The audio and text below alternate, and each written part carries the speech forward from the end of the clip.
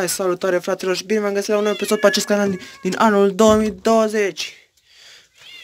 Da, scuze că n-am mai postat nimic și n-am mai avut ce, n-am avut idei, nimic. Deci uitați-vă ce e afară.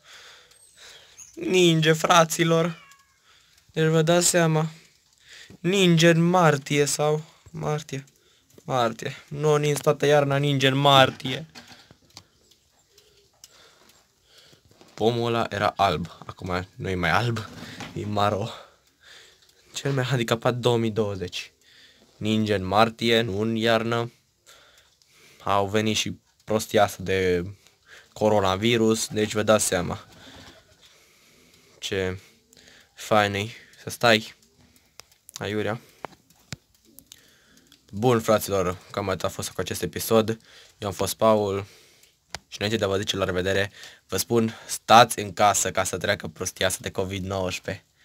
Vreau să vă văd în comentarii hashtag stau în casă. Eu stau în casă. Bun, la revedere.